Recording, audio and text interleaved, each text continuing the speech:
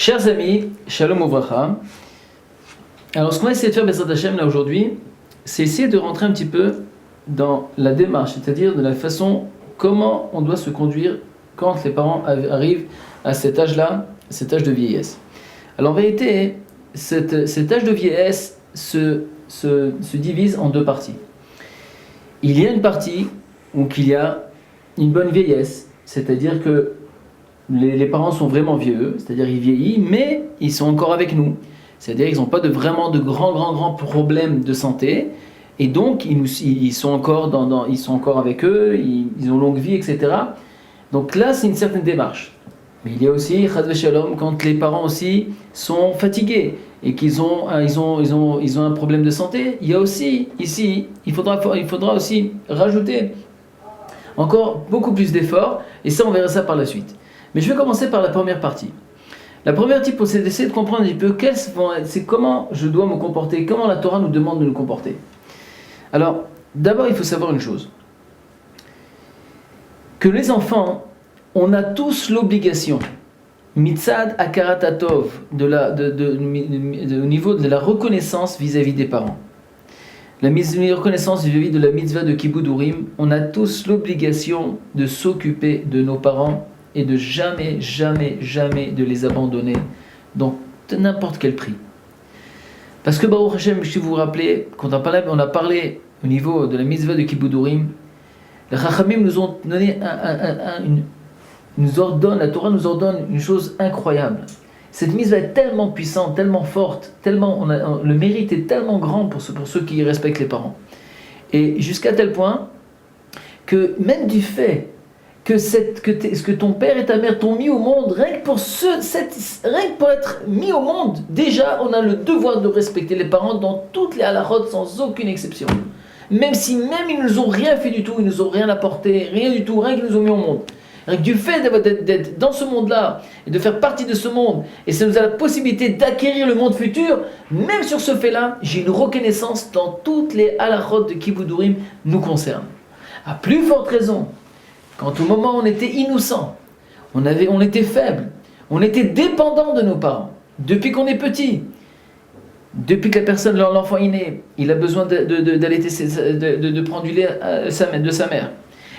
On parle maintenant de comment il a grandi, changement de couche, les copatrolim, d'aller au dispensaire, de s'occuper de ceci, de s'occuper du petit rot, et tous les besoins que tout le monde connaît chez un enfant. Chez les parents. On voit ce que c'est un bébé, le temps qu'il prend pour les parents, c'est incroyable. Combien de fois on n'a pas dormi, on dort pas des nuits. Donc même nos parents, ils n'ont pas dormi les nuits, ils se sont occupés de nous, ils nous ont donné à manger, ils nous ont lavé tout le temps, depuis toute notre enfance, ils étaient près de nous. Donc comme je dis, même si c'est pas passé comme ça, mais à plus forte raison quand c'est comme ça, quel est le devoir ? Et ils ne sont même pas abandonnés. Aujourd'hui, même les parents, ils nous abandonnent même après quand on se marie. On sait que Baruch Hashem, des fois, il y a même des enfants qui sont dépendants des parents, même après le mariage. Et on sait toujours, on est dépendant d'eux. À plus forte raison, Rabotai, Chas v'Shalom de les blesser. Chas v'Shalom de leur manquer de respect. Chas v'Shalom de les oublier. Alors à ce moment-là, comment on va faire pour essayer de rendre le minimum, le minimum de ce qu'ils nous ont donné. Et nous savons tous, ce qu'un père peut donner à 10 enfants, 10 enfants ne peuvent pas rendre à un père. Ça veut dire quoi ? Ça veut dire que c'est clair, qu'avec tout ce qu'ils nous ont apporté, même avec tout l'or du monde, ça serait impossible de leur donner de nouveau. Mais ça nous engage quand même à un respect, à une façon de leur donner tout le manque tous les manques qu'ils ont quand ils arrivent à cet âge-là, à cet âge de vieillesse. Alors, comment on va maintenant se manifester ce manque ? Comment maintenant on va remplir le manque qu'ils ont, que la vieillesse leur apporte ?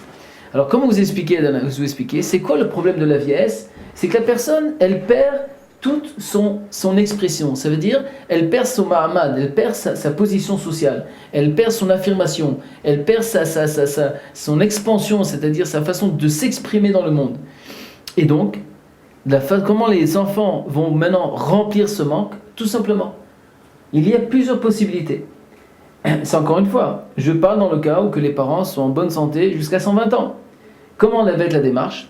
Alors il est rapporté comme ça. qu'en vérité, il faut savoir toujours de garder un kesher, c'est-à-dire velishol beshlomam lefachot pam beshavua im lo yoter meod ratsui lifne Shabbat. Ça veut dire, il est très important tout simplement de garder un kesher, un rapport avec ses parents, de les appeler de façon régulièrement, de les appeler maman, papa, comment ça va, comment vas-tu, qu'est-ce qui s'est passé aujourd'hui, de parler avec eux, de leur donner cette impression qu'on est encore dépendant d'eux. Parce que c'est quoi le problème? C'est quand ils ont l'impression que les enfants n'en sont plus dépendants d'eux. Là, ils perdent un petit peu leur force. Mais quand on les appelle, alors on les prend en considération et on le demande après eux, on s'intéresse à eux. Alors on leur montre en vérité qu'on est encore dépendant d'eux et on attend toujours leur réconfort. Et donc là, un des moments les plus précoces qui est très important, c'est aussi une fois par semaine. Minimum, c'est le SMIG, une fois par semaine avant Shabbat. Avant Shabbat, si ce n'est même 2-3 fois par semaine, mais minimum avant Shabbat. Shabbat Shalom, pendant les fêtes, Chag Sameach, d'être présent, comment ça va, papa, maman, d'être toujours là. Les parents, on a besoin, c'est très très important de ne pas laisser tomber le kesher avec les parents. Deuxième chose, de leur donner une grande aracha, c'est-à-dire de les considérer, donner une grande considération, nafshi, parce que de leur montrer jusqu'à comment ils sont importants. Papa, comment t'es un tzaddik, papa, t'es extraordinaire, maman, oh là là, quel mérite que j'ai d'avoir une mère pareille, quel mérite d'avoir un père pareil, quel mérite que j'ai eu à Akadosh Baruch Hu m'a mis avec des parents aussi gentils, aussi bien. On n'a pas idée qu'est-ce qu'on apporte aux parents quand on leur parle de cette façon-là.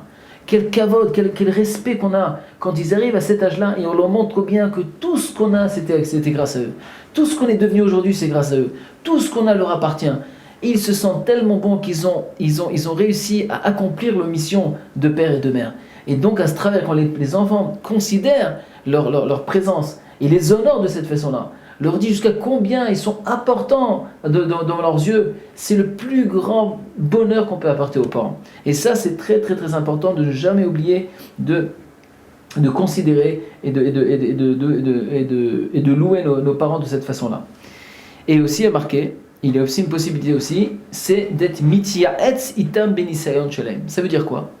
Ça veut dire voici, les parents ils sont à la maison, ils commencent à vieillir, ils n'ont plus cette possibilité de partir. Qu'est-ce qu'il faut faire? Tout simplement tu les appelles, papa, j'ai un grand problème, dis-moi à la banque comment on fait. Est-ce qu'on fait comme ci, on fait comme ça?